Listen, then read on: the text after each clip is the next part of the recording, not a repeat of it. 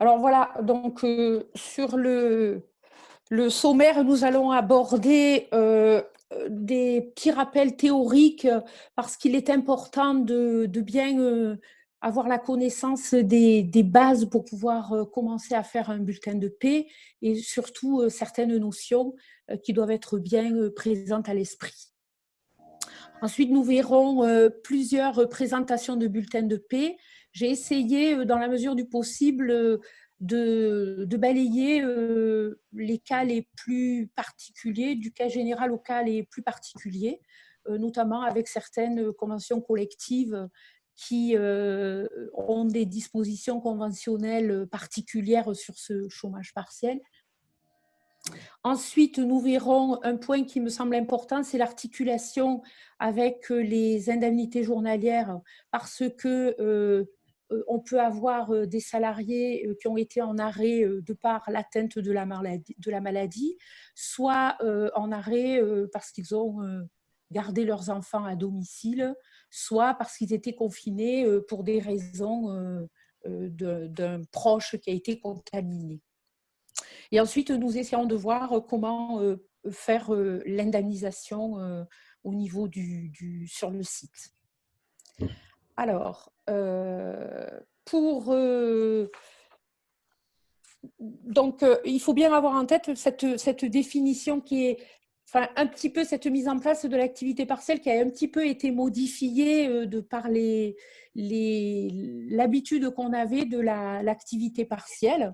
Donc là, le but, c'est de limiter les conséquences d'une baisse d'activité liée à cette pandémie par le dispositif donc, de l'activité partielle, alors qui reprend en partie la loi du 14 juin 2013, mais aussi et qui est largement modifiée par le décret du 25 mars 2020 et complété par plusieurs ordonnances, notamment l'ordonnance du 27 mars 2020 et des précisions ministérielles avec des circulaires et autres précisions, notamment les plus importantes, celle du 3 avril, 10 avril et dernièrement celle du 15 avril.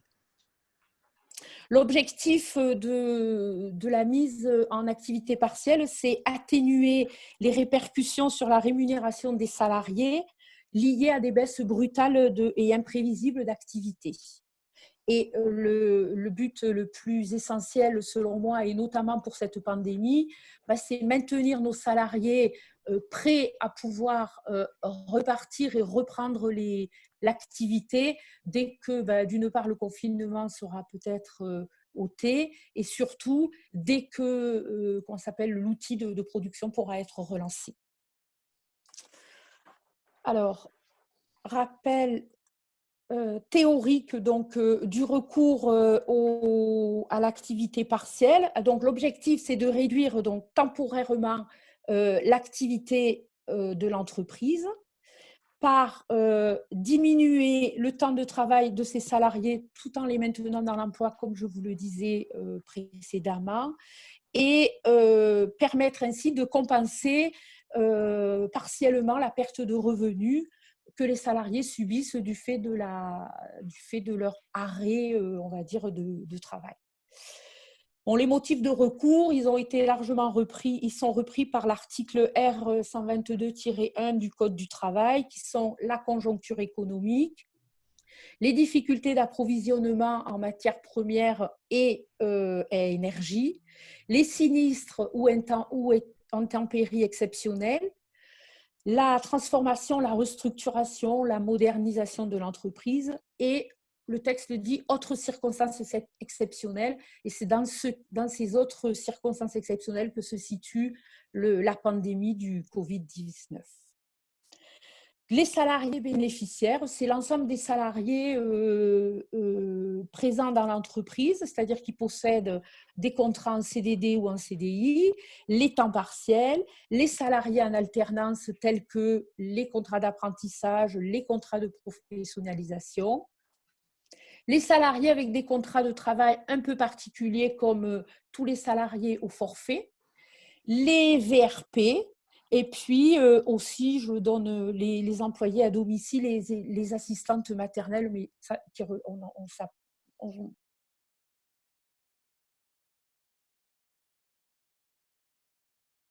dirigeant salarié de l'entreprise pourrait être en activité partielle s'il y a une cessation totale d'activité, c'est-à-dire que l'entreprise est mise au moins à 100% en activité partielle.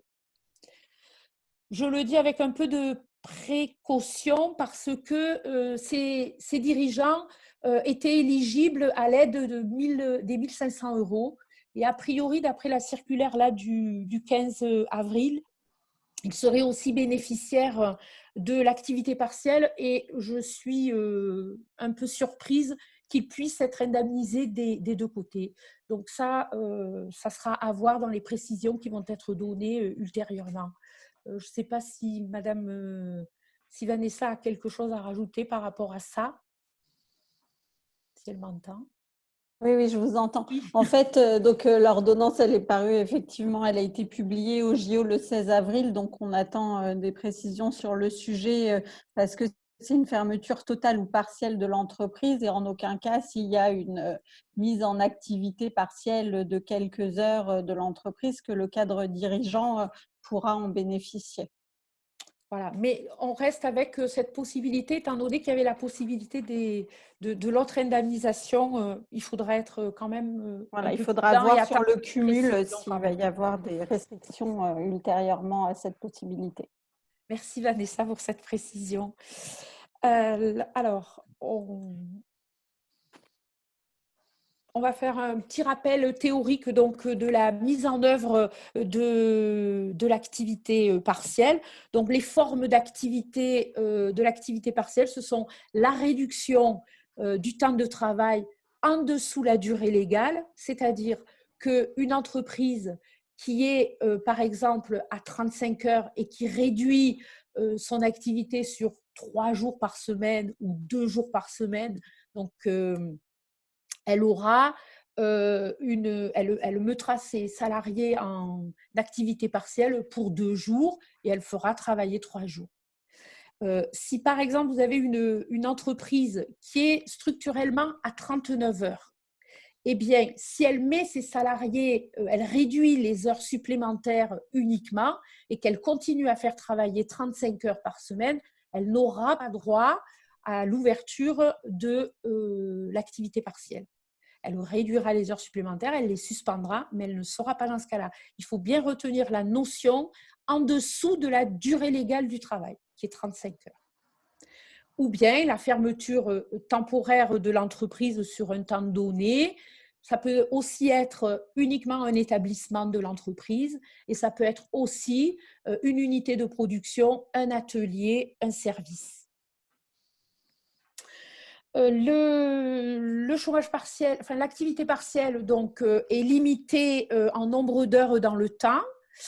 Pour une année, c'est 1000 heures et exceptionnellement, ça a été porté à 1607 heures parce que le temps d'activité partielle était 6 mois et comme il a été rallongé dans le cadre du Covid à 12 mois, on a donc augmenté le plafond, le contingent d'heures et le contingent d'heures est passé à 1607 heures. Les formalités, donc bien sûr, il y a la demande à faire au préalable à la directe.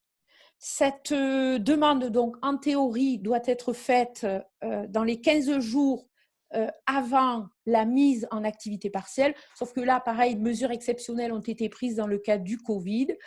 On peut faire les demandes d'activité partielle du mois de mars. On peut les déposer jusqu'au 30 avril sur le site dématérialisé de l'ASP.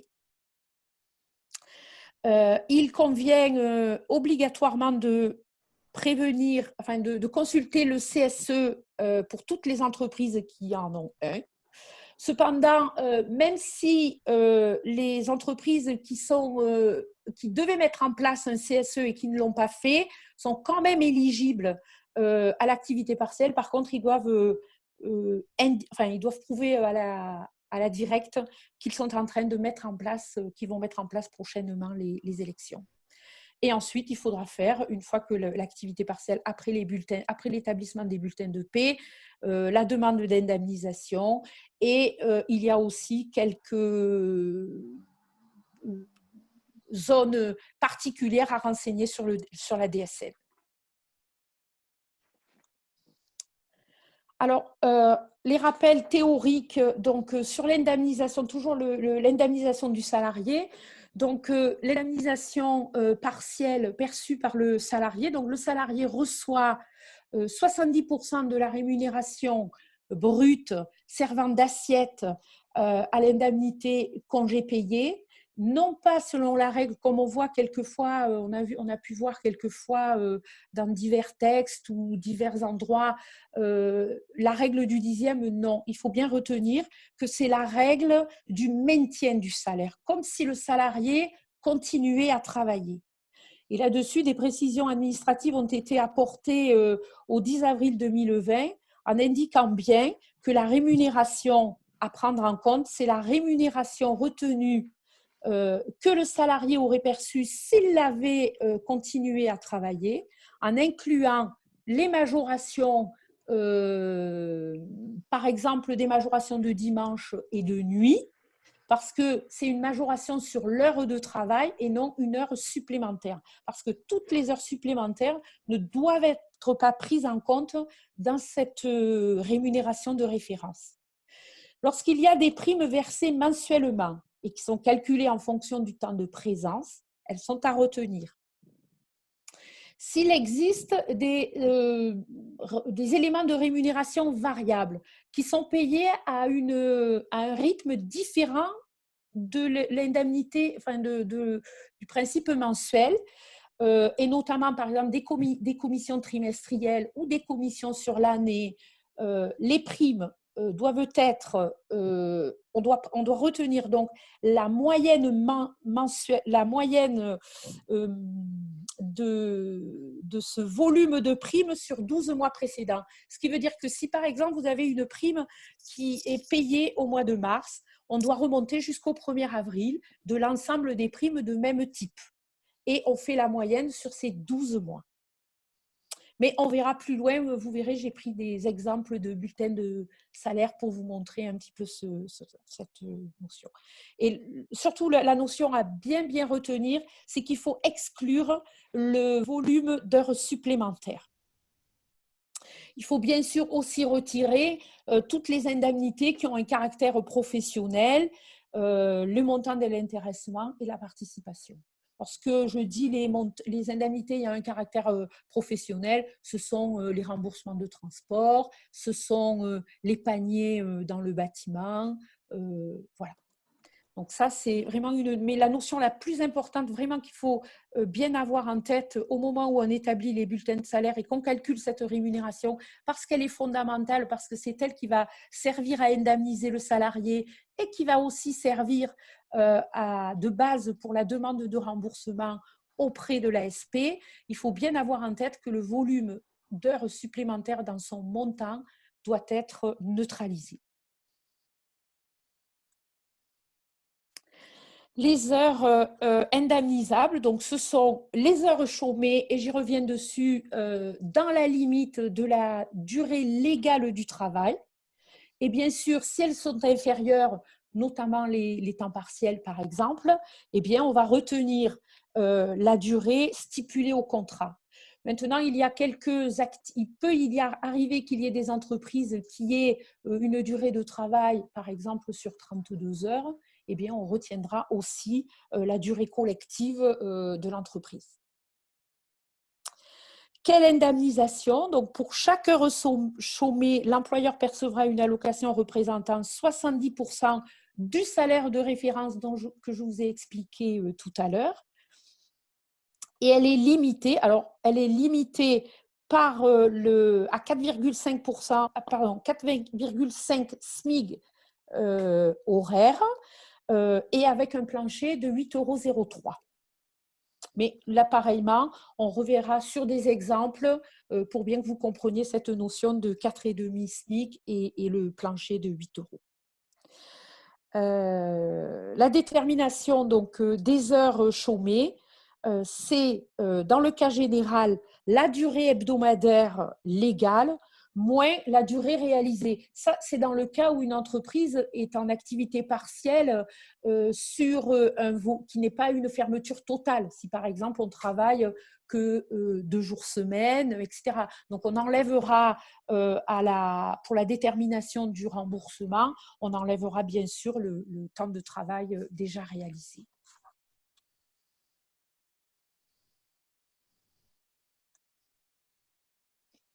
L'indemnisation, donc, oui, l'indemnisation du salarié. Alors, dans les cas particuliers, parce qu'on peut avoir des cas particuliers qui sont donc des forfaits heures hebdomadaires, des forfaits heures mensuels, des forfaits heures et jours sur l'année.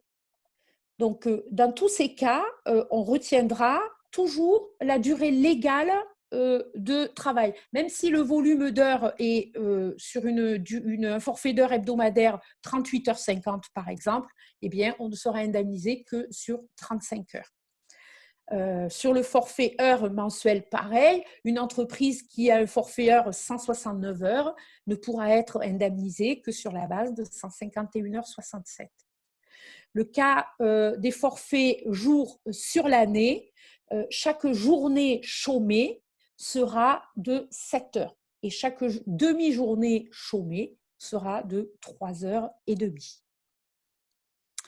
Dans le cadre des modulations, ce sera l'application du planning prévu. On a prévu au mois d'avril des semaines à 35 heures. On a prévu des semaines au mois d'avril à 41 heures. Eh bien, on repartira sur la première semaine 35 heures. On n'a pas travaillé, on sera indemnisé sur 35 heures. On a chômé toute la période pendant le temps où on devait effectuer 41 heures. On ne sera toujours indemnisé que sur 35 heures. Ça, c'est vraiment une notion très importante de bien retenir la durée légale du travail. Et quant aux heures d'équivalence, ça sera pris en compte dans l'indemnisation. C'est-à-dire qu'un salarié qui est rémunéré 35 heures, mais qui fait 39 heures par durée de présence, eh bien, ça sera la durée de présence, enfin la durée d'équivalence qui sera retenue. C'est le seul cas où on peut avoir une durée qui dépasse la durée légale. La notion de jour férié, lorsque dans le mois, et c'est le cas par exemple du mois d'avril où on a le lundi de Pâques, dans le cas des jours fériés, ils ne sont pas indemnisés si habituellement dans l'entreprise, ils sont chômés. Mais si c'est une journée qui est habituellement travaillée dans l'entreprise, alors ils seront indemnisés comme une journée de travail normale. La journée de solidarité, c'est une journée, on va la voir pour Pentecôte, j'espère que toutes nos entreprises auront repris, pour la plupart des entreprises si c'est le lundi de Pentecôte. Mais cette journée de solidarité ne sera pas indemnisée. Pourquoi ? Parce que le salarié travaille sans être rémunéré, donc l'employeur ne sera pas indemnisé. Alors, il existe des cas où l'activité partielle peut être interrompue. C'est le cas, par exemple, dès que le salarié reçoit sa notification de licenciement, lorsqu'il y a eu une rupture négociée et au moment de la rupture, dès lors qu'on a reçu l'homologation de la rupture conventionnelle et à la date de départ à la retraite. Ça, on ne pourra pas mettre à ce moment-là les salariés. Dès que, par exemple, c'est le cas le plus fréquent, je pense, l'homologation de rupture, s'il y en a, parce que je sais qu'actuellement, on reçoit très peu de ruptures conventionnelles puisque les directs les instruisent pas. Mais dès lors qu'on a reçu l'homologation, le salarié ne peut plus être en activité partielle.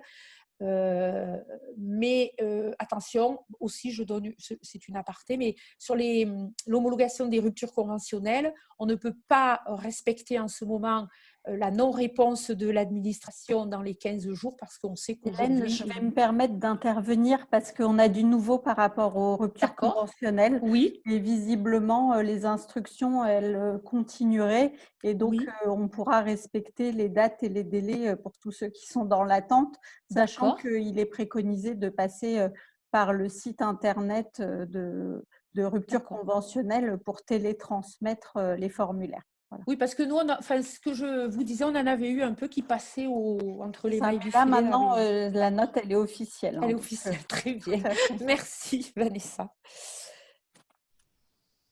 Alors l'impact pour le salarié, durant donc l'activité partielle, le contrat est suspendu.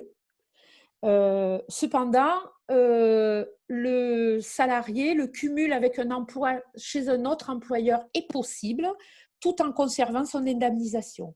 Cependant, il doit respecter les durées de travail, c'est-à-dire 10 heures par jour, 48 heures semaine, et il doit aller dans une branche d'activité qui ne soit pas concurrente de celle dans laquelle il a son contrat de travail habituel, et il doit être toujours loyal vis-à-vis de son employeur.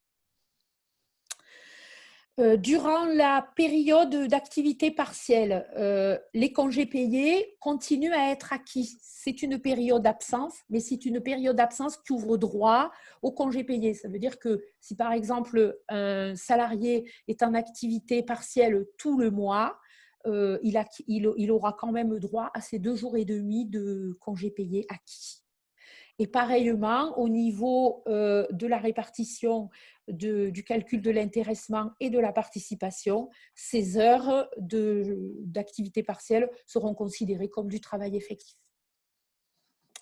Il faut bien retenir que ce n'est pas une modification du contrat de travail. Donc, on a un arrêt de la Cour de cassation du 18 juin 1996 qui dit bien que ce n'est pas une modification du contrat de travail, et par là même, il n'y a pas besoin de faire d'avenant ou pas besoin d'autres formalités, si ce n'est d'informer les salariés qui vont être mis en chômage partiel et de leur préciser les journées et l'organisation du travail au sein de l'entreprise.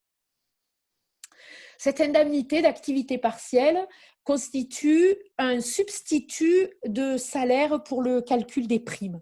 Ça veut dire que, par exemple, lorsque vous avez des primes qui sont liées à la durée de présence, eh bien, on devra les intégrer.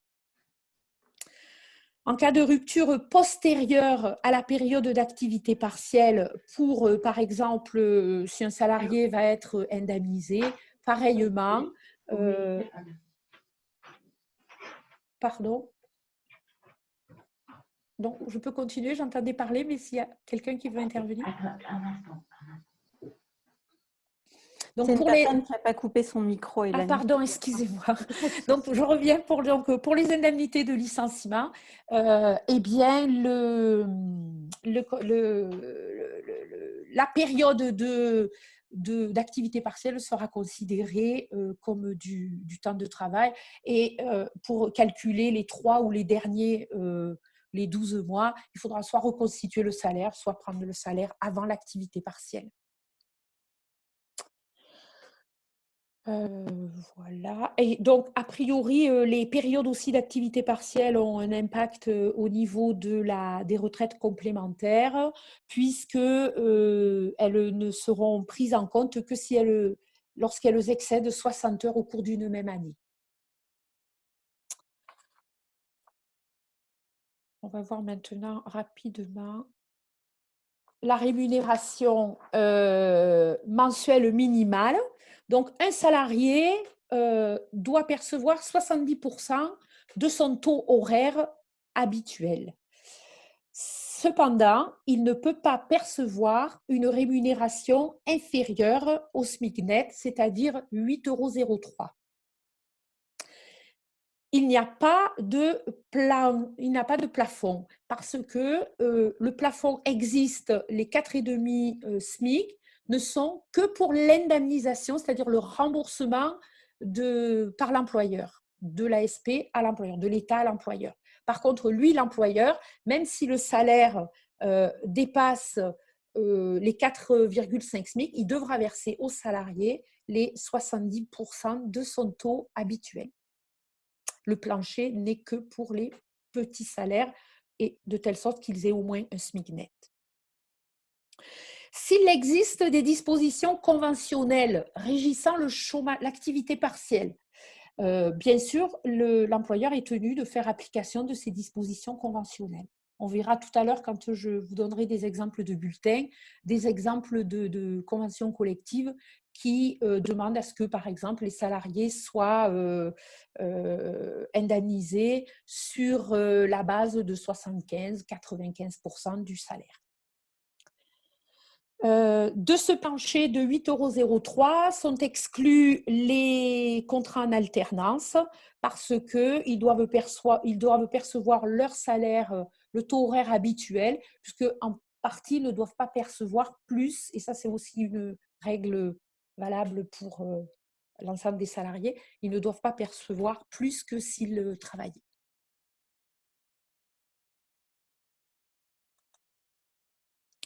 Nous allons maintenant aborder, parce que c'est un point assez important au niveau des bulletins de paie, quelles sont les règles du régime social et fiscal de ces indemnités. Donc, les indemnités d'activité partielle, ce sont du salaire qui sont cessibles et saisissables, même si elles n'ont pas le caractère de salaire. Mais au niveau, si par exemple vous avez dans vos salariés des salariés qui ont une saisie attribution, une saisie arrêt sur salaire, eh bien, il faudra prélever quand même la saisie. Elle continue à se faire sur cette indemnisation.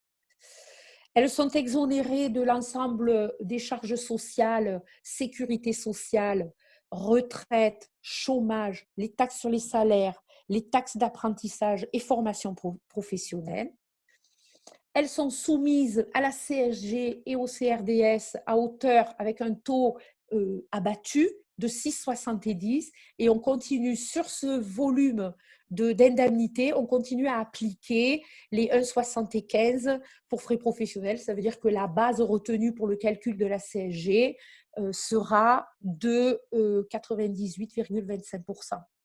On verra après qu'il y a des cas où les salariés n'ont pas de CSG parce qu'il y a une règle d'écrêtement, mais on le verra un petit peu plus loin. Elles sont soumises à l'impôt sur le revenu, ce qui signifie que dans l'établissement du bulletin de paie, vous ne pouvez pas suspendre le prélèvement à la source. Elles demeurent assujetties aux cotisations de prévoyance, à la complémentaire santé et au régime supplémentaire de retraite comme les PERP ou le PEA. Alors, il y a certains organismes qui gèrent un petit peu différemment les prises en charge de cette indemnité d'activité partielle. C'est pourquoi moi, je conseille vivement de se rapprocher des organismes en question pour connaître leur position et voir comment elles veulent que ce montant d'indemnité soit intégré dans la base de cotisation. Donc là, on va voir le dispositif d'écrêtement. Je vous ai mis un exemple d'écrêtement sur la page suivante parce que c'est un petit peu une notion un petit peu compliquée à comprendre. Alors, on va voir un exemple détaillé. Mais le précompte de la CSG et du CRDS ne peut avoir pour effet de porter la rémunération nette à un montant inférieur au SMIC brut. Les salariés percevant une indemnité mensuelle égale au SMIC brut seront donc exonérés puisqu'ils ne peuvent pas être inférieurs à cette rémunération. Et par contre, les salariés, si l'indemnisation est supérieure au SMIC, alors les prélèvements seront réduits. Pardon, si l'indemnisation est supérieure au SMIC, mais ne pouvant pas être inférieur au SMIC, on a un ordre donc de prélèvement du précompte qui sera retirer en premier lieu et on ne peut pas faire différemment que de ce qui a été prévu. C'est-à-dire que d'abord, on retire le CRDS, ensuite on enlève la CSG non déductible et enfin la CSG déductible. Ce qui veut dire qu'on peut avoir une CSG partielle. Mais je pense que vous allez comprendre avec l'exemple, c'est un petit peu, excusez-moi, compliqué à expliquer. Et je pense que dans mon exemple, on va arriver à mieux comprendre. Donc, comme je le disais, il convient de respecter un ordre très précis. On retire en premier lieu la CRDS, ensuite la CSG non déductible et enfin la CSG déductible. On prend l'exemple d'une entreprise qui applique une durée de 35 heures par semaine. Le montant du SMIC brut est donc de 10,15 € multiplié par 35 heures multiplié par 52 douzièmes, ce qui revient à 151,67 € sur la base de 35 heures. On a donc un SMIC de 1539,42 €. Suite à une réduction d'horaire, un salarié perçoit une rémunération nette d'activité de 992 € et il bénéficie d'une indemnité d'activité partielle de 564 € bruts, ce qui correspond aux 70% de son salaire ou au nombre, comme le plancher est de 8,03 par le nombre d'heures chômées. La CSG sur le revenu de remplacement se calcule donc, comme je vous le disais, avec un taux réduit, donc 3,80 de CSG déductible, 2,40 de CSG non déductible et 0,50 de CRDS, ce qui nous donne un taux de 6,70. La base de CSG et de CRDS, comme je vous le disais précédemment, est abattue pour frais professionnels de 1,75. Donc, on a 98,25 de la base soumise à CSG, ce qui nous donne un montant de 550,13 €.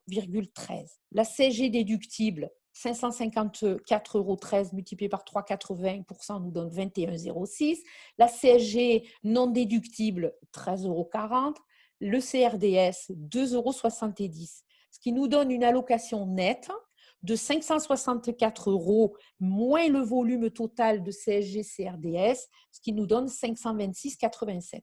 La rémunération nette du salarié est donc théoriquement de 992 € qui correspond à son activité travaillée, plus l'activité chômée 526,27 qui nous donne 1518,87. On voit que le montant de 1518,87 est donc inférieur au 1539,42 qui doit être maintenu. À ce moment-là, on voit qu'on a 20,55 € de différentiel. Et là, c'est à ce moment-là qu'on va écrêter. Et donc, la CSG déductible sera donc précomptée puisque c'est elle qui est impactée la dernière. Elle sera donc précomptée à hauteur de 16,58 € puisque notre volume de CSG fait 21, non pardon, faisait, je ne le retrouve pas dans mon slide, faisait 20,55 €. Donc, on va enlever ces 20,55 € sur la totalité de notre CSG et on voit qu'il faudra qu'on déduise uniquement 16,58 € au lieu des 21,06 €. À ce moment-là, la CSG non déductible, 13,30 € ne sera pas précomptée. Le CRDS de 2,77 € ne sera pas précompté. Et donc, on ne précomptera que la CSG déductible partiellement pour 16,58 €. Ce qui fait que l'allocation nette versée aux salariés sera de 564 € moins les 16,58 €. Il aura 547,42 €. Et si on reprend le montant de son salaire travaillé de 992 plus les 547,42 d'activité partielle, nous donne bien les 1539,42 et par conséquent, on a bien respecté le montant du SMIC brut. J'espère que mon explication a été claire. Je pourrai répondre à des questions après s'il y a besoin de précision.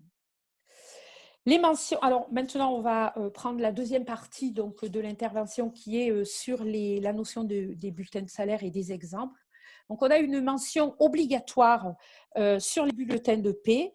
Cependant, les employeurs ont 1 an à partir de la mise en place de l'activité partielle pour faire apparaître ces indications sur les bulletins de paie. Cependant, d'après mes informations, la plupart des logiciels de paie ont réglé ce problème et d'ores et déjà, ils mettent les mentions obligatoires sur les bulletins.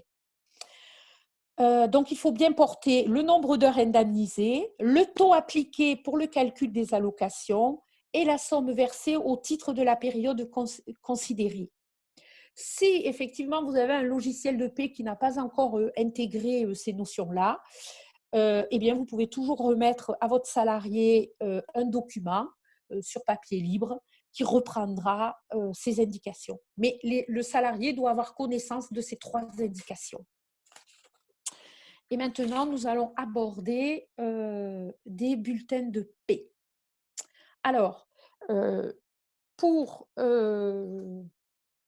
va prendre un cas simple. Alors, oui, sur une réduction d'activité, là, j'ai pris un bulletin de paie avec une réduction d'activité de 30%. Vous devez donc appliquer la réduction de 30% de façon précise, c'est-à-dire lorsque vous allez décompter les horaires, vous allez devoir décompter les horaires de travail en fonction du temps réellement travaillé. Là, en l'occurrence, le salarié, alors nous, on a un logiciel de paie, je vous donne juste cette petite indication parce que notre logiciel de paie, on attend des mises à jour, n'est pas tout à fait optimal dans son fonctionnement parce que, étant donné que les heures supplémentaires doivent être neutralisées, le salarié travaillant 30% de son temps de travail, en premier lieu, c'est les heures supplémentaires qu'on va lui retirer. Parce que dès lors qu'il ne fait pas, il ne dépasse pas la durée légale de travail, il ne peut pas y avoir d'heures supplémentaires. Nous, notre logiciel, il a un petit défaut, vous voyez, qu'il n'a retiré que 16,80 heures au lieu de retirer les 17,33. Voilà, c'est ça, il faut faire attention, mais je pense que les logiciels vont s'adapter un petit peu à ça. Donc, on enlève bien, on décompte les heures en fonction des heures réellement travaillées et en fonction du décompte d'heures habituellement qu'on connaît, selon le temps de travail tel que le précise la Cour de cassation, selon le temps de travail effectif. Donc là, c'était 30%. C'est pour ça qu'on voit apparaître des heures travaillées, puisque le salarié a travaillé 70% de son temps. Lorsqu'il y a activité partielle, sur les 70 qui est indiqué, ça veut dire qu'il a travaillé 70% du temps.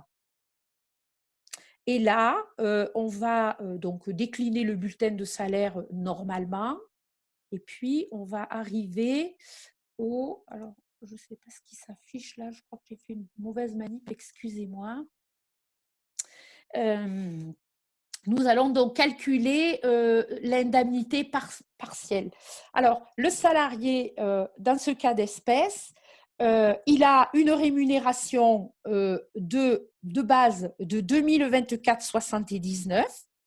Lorsqu'on divise cette base, comme je vous l'expliquais précédemment pour le calcul de la rémunération théorique, lorsqu'on calcule, donc il a 2024,79, on le divise par 151,67 et on multiplie par 70%. Et là, on obtient un taux horaire, un taux d'indemnisation de 9,345 € d'indemnité. Et c'est cette indemnité qui va être payée. À cette indemnité, on voit bien qu'elle est au-dessus des 8,03 et donc on maintient son montant et elle est en dessous des 4,5 SMIC. Donc, c'est bien ce montant-là qui est retenu. Par contre, au niveau de la CSG, eh bien, la CSG est totalement écrêtée. Alors, elle est ici, la CSG, sur les 240 96,93.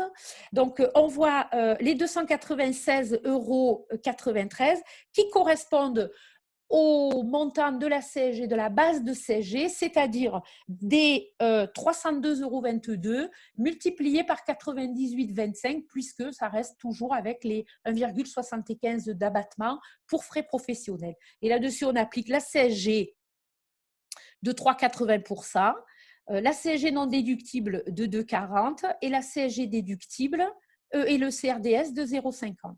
Étant donné que ce salarié, si on avait appliqué cela, passé dans un salaire en dessous des 10,15 euros du SMIC brut, eh bien, la CSG a été écrêtée totalement, de telle sorte que le salarié, donc vous voyez, c'est là, on voit ici, il a enlevé 8,61 qui correspond au 7,13 et au 1,48 et on voit qu'il a enlevé les 11,28 de la CSG déductible. Et là, le salarié aura son montant net sans aucun précompte de son indemnité partielle. Voilà, pour un cas avec une réduction partielle. On va prendre maintenant le cas d'un salarié avec alors, c'est le cas, j'ai pris ce cas avec un abattement de 10%, qui est généralement le cas dans le bâtiment. Là, ce point est intéressant, non pas pour le calcul et l'écrêtement de la CSG, mais ce cas est intéressant parce que, attention, les indemnités repas, les transports restent maintenus pour la période travaillée. Là, en l'occurrence, le salarié avait travaillé 11 jours de mars, eh bien, on lui a maintenu pardon, ce salarié a travaillé du 16 avril au 30 avril, on lui a donc maintenu l'ensemble de sa rémunération et de tous ses avantages tels que s'il avait travaillé normalement. Donc ça, c'est pour cette raison que j'ai mis. Après, ici, et l'abattement, je ne sais pas, ça vibre chez vous aussi, ça doit venir de chez moi. Ça. Voilà. Là, l'abattement, pareillement, de 10% ne va s'appliquer que sur la période travaillée. Les indemnités de chômage partiel ne sont pas du tout impactées par ces abattements-là. C'est le cas pour les 30% dans le cadre des commerciaux, etc. Donc ça, ce cas, c'était surtout pour montrer que lorsqu'il y a des indemnités autres, de l'abattement, on ne fait pas d'abattement sur l'indemnité partielle, même si cette indemnité est soumise aux cotisations sociales de prévoyance, etc. Là, on va prendre le cas, j'avais pris le cas d'un ouvrier, pareillement avec l'abattement qui est sans abattement de 10%. On voit que le montant calculé, excusez-moi, le montant de l'indemnité partielle est identique au salarié qui a l'abattement de 10%. Donc, ce qui veut bien dire que les abattements sont bien à neutraliser de l'indemnité de chômage partiel. Dans le cadre, alors je vous ai mis un exemple d'un forfait jour parce que c'est sûrement le point le plus difficile peut-être un peu à gérer au niveau de la paye. Vous avez un salarié là qui est rémunéré 2 958,34 euros pour 218 jours. Le décompte, alors on est au mois d'avril. Durant le mois d'avril, il y a un jour férié. Donc, on ne va déduire aux salariés que les 21 jours travaillés qui sont en activité partielle. Le jour férié qui est habituellement indemnisé reste indemnisé par l'employeur. Donc, on va lui déduire, il n'a pas travaillé 21 jours. Donc, on va lui déduire 21 jours d'activité partielle. Ensuite, comme je vous l'ai dit dans les notions théoriques, Un jour d'activité partielle dans les personnes au forfait jour ou au forfait heure, c'est 7 heures. Donc, il va être indemnisé 21 jours que multiplie 7, c'est-à-dire 147 heures. Il aura donc un montant d'activité partielle de 147 heures. Ensuite, même problème. Et là, vous voyez que ce salarié-là, compte tenu du montant de son indemnité partielle, eh bien, il n'a pas d'écrêtement CSG, lui, parce qu'il est au-dessus d'un SMIC de 10,15 € du SMIC brut. Nous allons passer sur un cas particulier aussi de difficulté, c'est les cafés, hôtels, restaurants avec le volume de 39 heures, c'est leur durée légale, eux, et qui ont des repas, qui sont servis 2 repas par jour. C'est un cas un petit peu particulier. Donc, on décompte l'activité partielle selon la règle de l'absence habituelle, sauf que là, on aurait dû enlever 17h33. C'est le seul petit couac qu'il y a, puisque dès lors qu'il n'a pas travaillé, il ne peut pas avoir d'heures supplémentaires. Mais ça, c'est un problème d'ajustement logiciel. Sur le calcul de l'indemnité partielle, donc on a 47 heures, 147 heures, parce que il a travaillé, le mois d'avril comprend 154 heures de temps de travail effectif. Il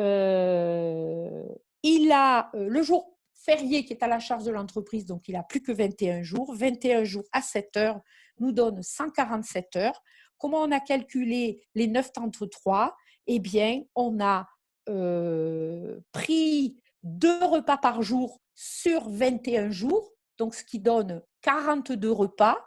Le minimum garanti, puisque les repas sont indemnisés sur la base du minimum garanti fixé par l'URSSAF chaque début d'année, qui est 3,65 €. Donc, il a 153,30 € de repas.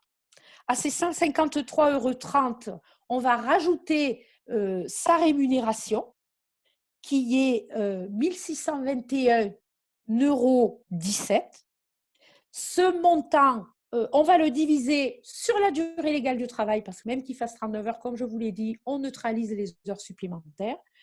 Et ce montant-là, on va le multiplier par 70% montant que doit percevoir le salarié. Et donc, vous obtenez un taux horaire de 8,18 € par heure de travail.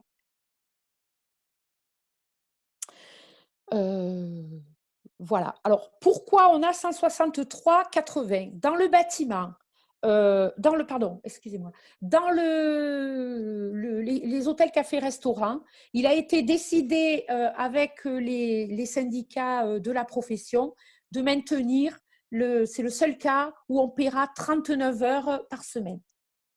Donc, l'employeur sera remboursé sur la base de 39 heures à raison de 7,80 € par jour. C'est le seul cas, à ma connaissance. Je ne sais pas si Vanessa a une précision là-dessus, mais moi, à ma connaissance, il n'y a que les hôtels, cafés, restaurants qui seront remboursés par l'État sur la base de 39 heures.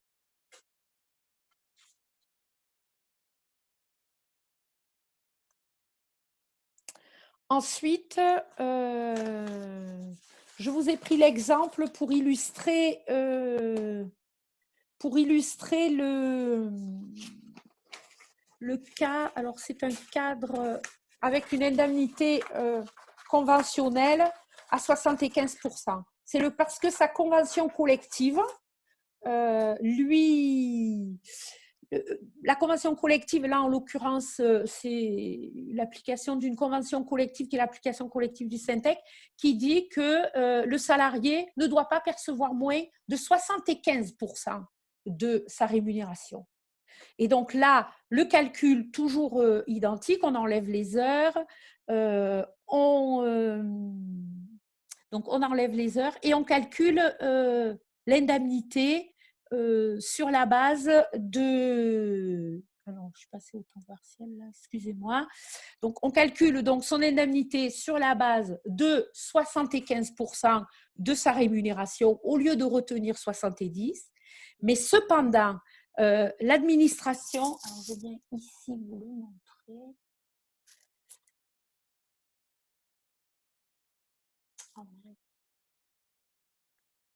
Voilà, ici.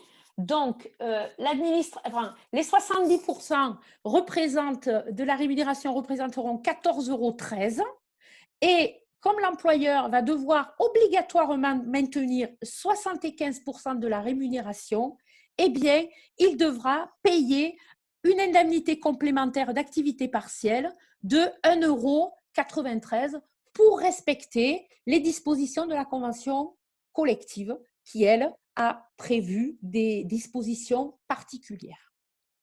Je répondrai éventuellement à des questions si mon explication n'est pas très claire par rapport à ça. En ce qui concerne les temps partiels, le temps partiel, on a dit, on retient la durée légale du travail. À défaut, si elle est inférieure, on va retenir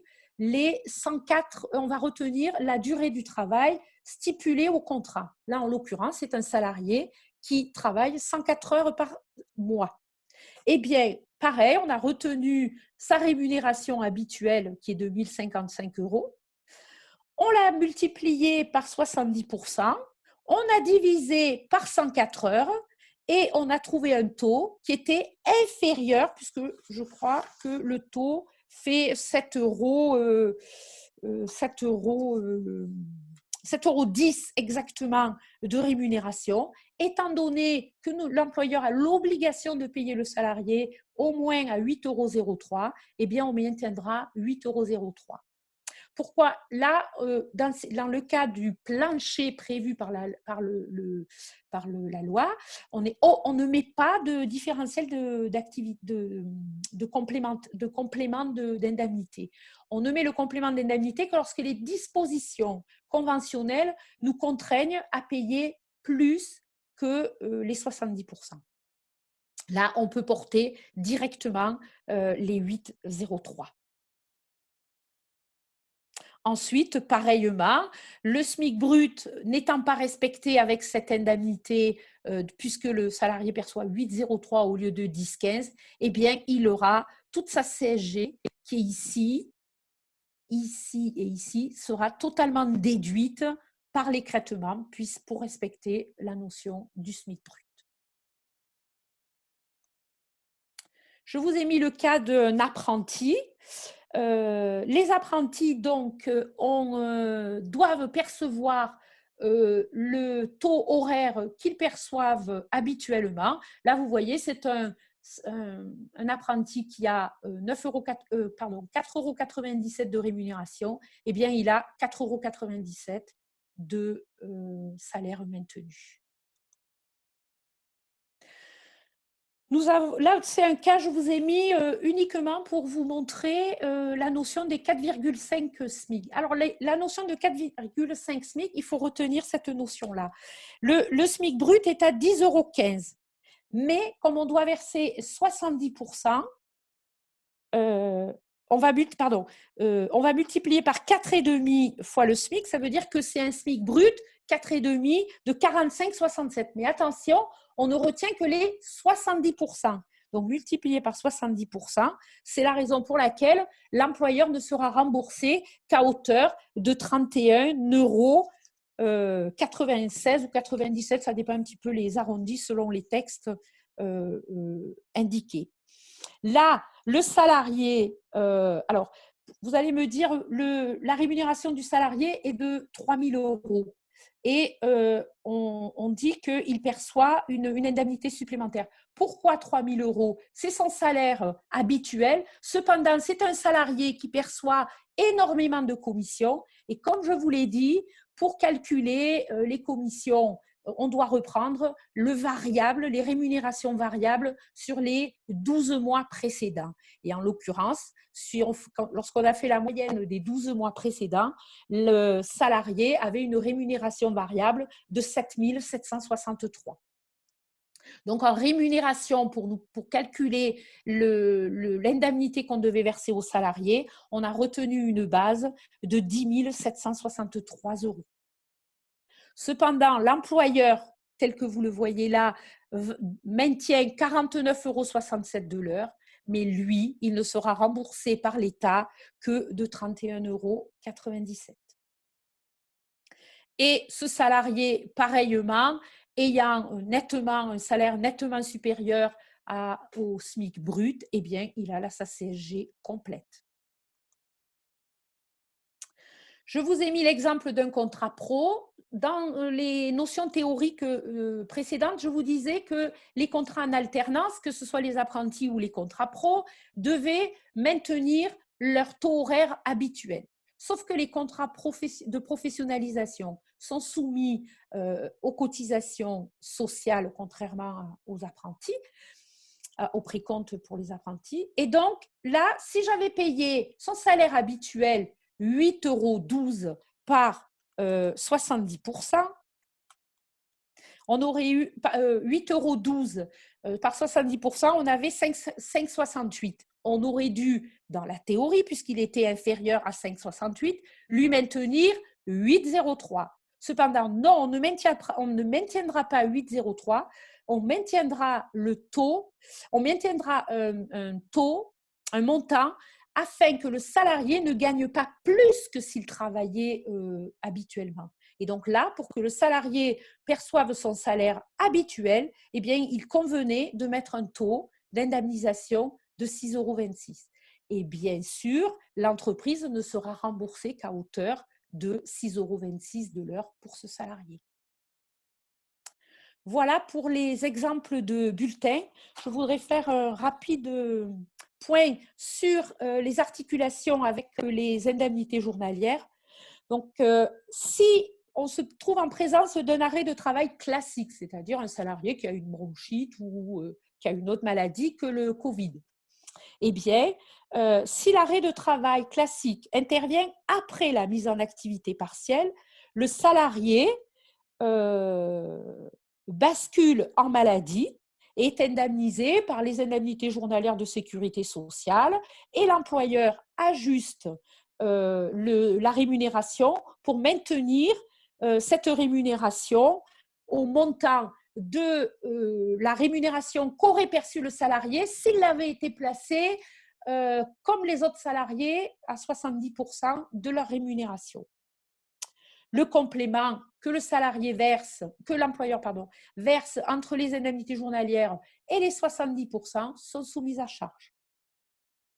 Si maintenant, si maintenant l'arrêt maladie est avant la mise en activité partielle, le salarié est maintenu en arrêt de travail jusqu'au terme de son arrêt de travail.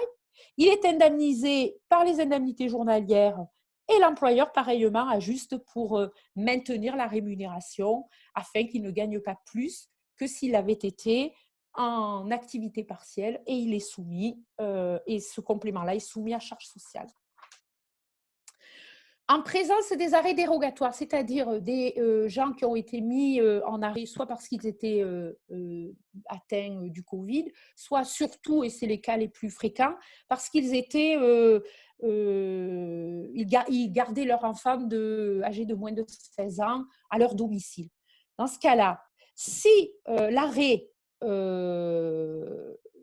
si on a une activité partielle avec réduction, c'est-à-dire avec une réduction, c'est-à-dire à 30% ou 40%, mais pas en activité totale, partielle totale, le maintien du salarié en arrêt de travail, il ne peut pas être en activité partielle parce qu'il y a une interdiction de cumuler les indemnités journalières et l'activité partielle.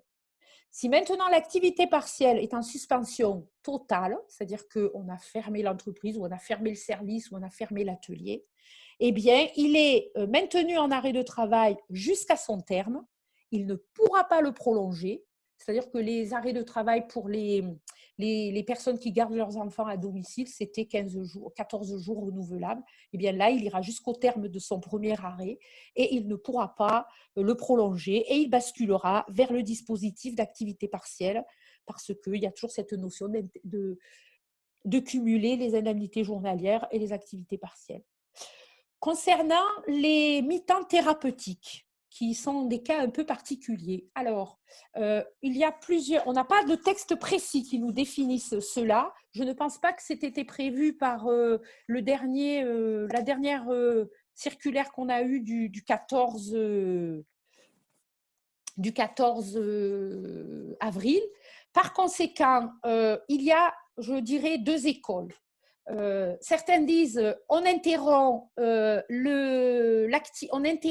chômage partiel et on interrompt le mi-temps thérapeutique et on bascule entièrement à l'activité partielle. Et une autre école qui dit non, on met en activité partielle uniquement le temps où le salarié devait être en entreprise. Mais là, pareillement, on n'a pas de texte pour l'instant de précision. Je ne sais pas si ça viendra, mais actuellement, on n'a pas de précision. Je ne sais pas si vous, Vanessa, vous avez une précision. Non, j'en ai pas plus que vous. Les deux écoles existent. Voilà. Existe, voilà. La position des éditions Francis Lefebvre, c'est de dire on interrompt le mi-temps thérapeutique et on bascule en chômage partiel. C'est ce que dit dans le dernier point du 2 avril qui a été fait par les éditions Francis Lefebvre. Alors, au niveau de l'indemnisation, c'est relativement, je dirais, assez simple. Le site est, je trouve, assez bien fait. L'indemnisation doit être effectuée sur le site de l'activité partielle. Je vous ai mis le lien, mais je pense que vous le connaissez puisque c'est le même lien qui vous a permis de faire vos demandes, etc. Le système de l'ASP est paramétré de telle sorte qu'il n'est pas possible de déclarer une durée de travail supérieure à 35 heures. Il est limité, et par contre, bien sûr, en dessous de 35 heures, on peut le faire sans problème, puisque c'est les temps partiels. Je vous ai mis un exemple d'indemnité, de demande d'indemnisation, une fois qu'elle a été faite et validée par l'administration, de telle sorte que vous voyez comment c'est renseigné, la notion des 803 prévus là dans le cadre et le montant. Alors attention, lorsque l'on indique, et c'est le cas des salariés à temps partiel, on indique des semaines par semaine civile, eh bien la règle est que les semaines tronquées, c'est-à-dire si on prend l'exemple du mois d'avril, du mois de mars, parce que les deux exemples sont en mars et en avril. L'exemple du mois de mars, nous avons le 30 et le 31 qui chevauchent avec la première semaine d'avril. Eh bien, lorsque la règle du site de l'ASP, et ne soyez pas surpris, lorsque le mois se termine en 2 jours, la déclaration de remboursement pour ces 2 jours sera sur la semaine du mois d'avril, c'est-à-dire sur la semaine du 30 mars au 5 avril. Par contre, lorsqu'on est en avril et que le mois dépasse 3 jours, donc la fin du mois est à 3 jours et plus, à ce moment-là, il est indemnisé dans le même mois. Voilà pourquoi, dans mon exemple, on voit que pour le mois de mars, on s'est arrêté à la semaine 13 parce que les journées du 30 et 31 seront basculées sur le mois d'avril. Si l'on avait été en avril, la semaine 18 aurait été sur le mois d'avril. Je vous ai mis aussi, pour vous aider, le pas à pas. Comment faire donc la demande lorsque vous arrivez sur le site. Il faut surtout bien que vous ayez votre code secret qui vous a été envoyé. Vous avez dû recevoir 3 mails.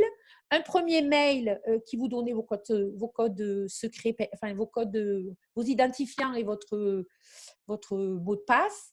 Vous avez eu un deuxième mail qui vous disait qu'il vous acceptait la mise en activité partielle et vous avez reçu un troisième mail qui vous donnait, au moment où vous déclariez les sommes, qui vous donnait le code secret. Eh bien, c'est ce code secret qu'il faudra mettre à l'intérieur. Je vous ai mis la place à l'endroit où c'est. Bien noter le mois et l'année, donc bien sélectionner.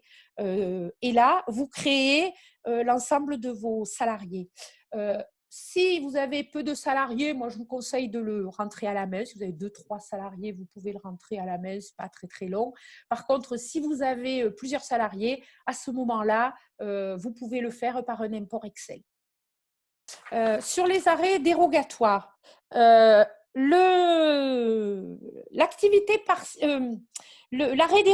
dérogatoire, il faut avoir deux notions. La première notion, c'est est-ce que l'entreprise est en arrêt complète, c'est-à-dire que dans le service où appartient la personne en arrêt dérogatoire, il n'y a pas personne qui travaille. On va dire, on va prendre un service administratif. Le service administratif est fermé, il n'y a pas de télétravail, etc. Là, dans ce cas-là, on a une suspension totale d'activité.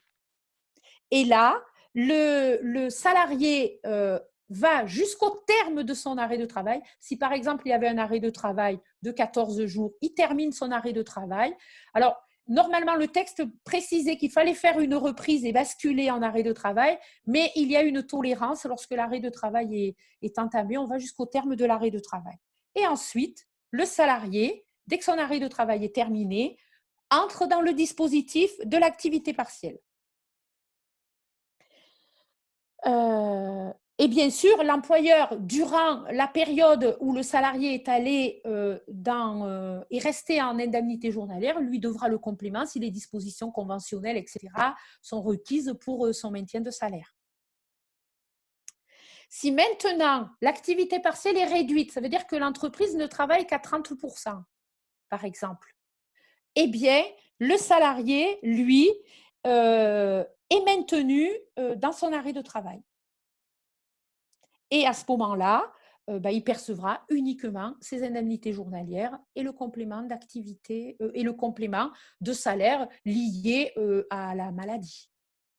Je remercie tout le monde pour votre attention. J'espère que j'ai essayé d'être la plus claire possible. J'espère que j'aurai répondu à vos attentes.